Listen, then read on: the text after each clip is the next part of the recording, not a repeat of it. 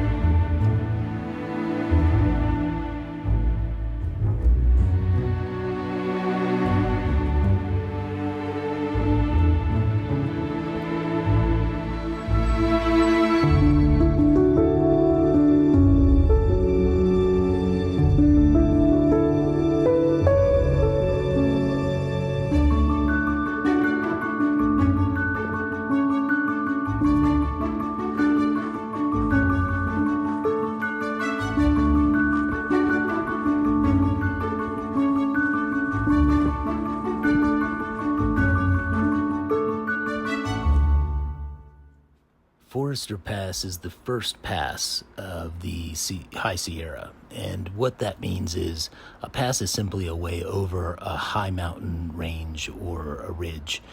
And when you're talking about the Sierra and the High Sierra, some of those ridges can be upwards of a mile straight up. And Forester, I think, is about 3/4 of a mile straight up. And in order to create a pass over the mountains, they have brilliantly engineered these switchbacks. A woman who was talking to me about it said Forester is an engineering marvel, and you certainly feel that when you go up it, because you don't see it from a distance, but when you're on it, you see what they've done, and it's just spectacular. And yet there's no visible, from a distance, there's no visible indentations in the mountains. It's quite spectacular. But the real thing about Forester Pass is that I was not expecting is the spiritual element of it.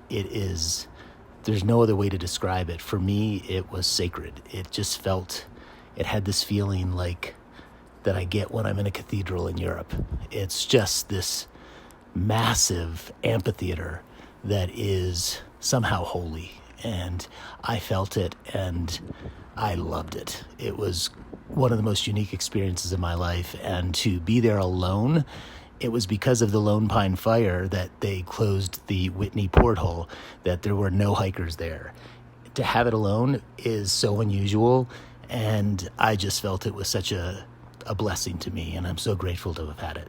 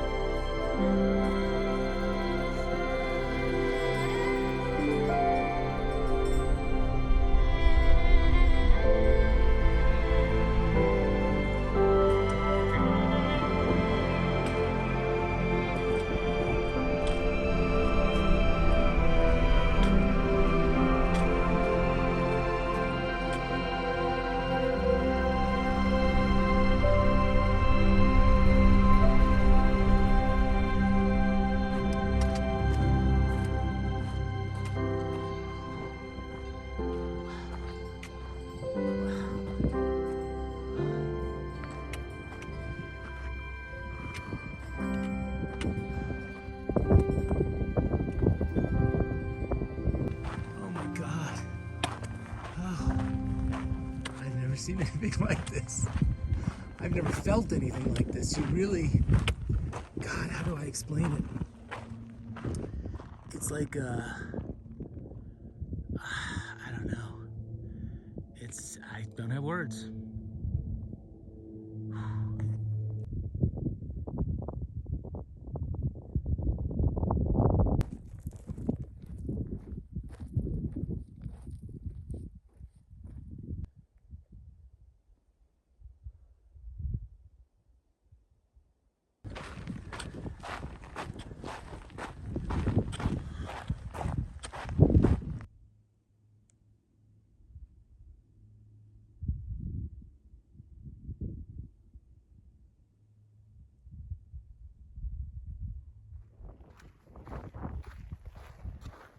So it is day 59 and we are back from a 00 in Bishop.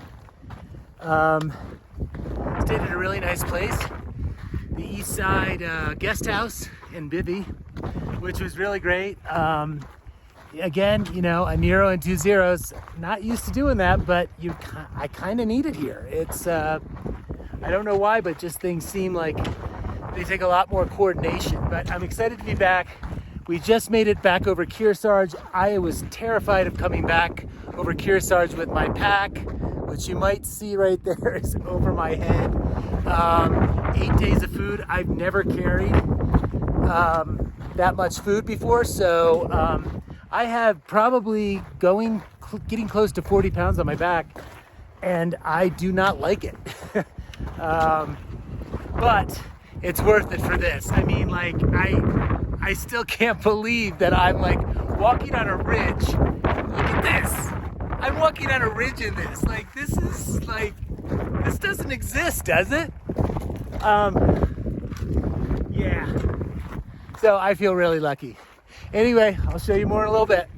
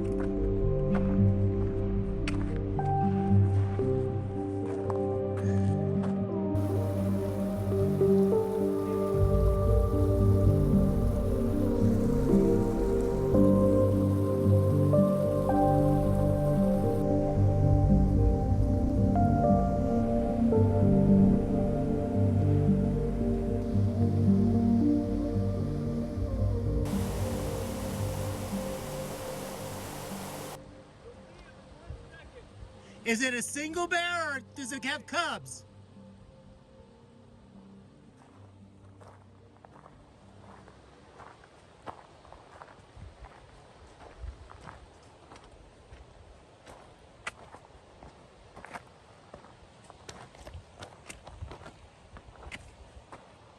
Hey, he's close.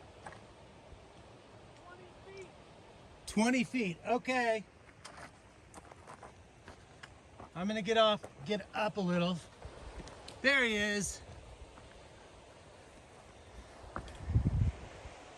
Hey, bear.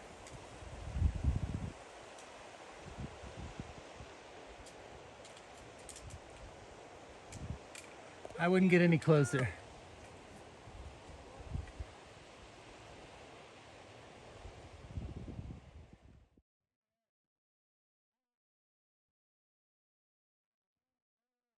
He's going up, okay.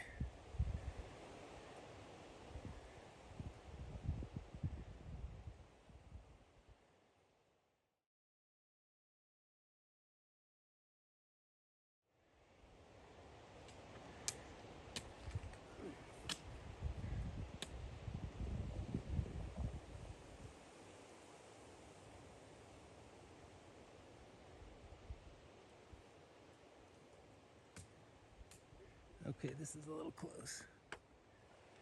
This is a little close. All right. Bye, buddy.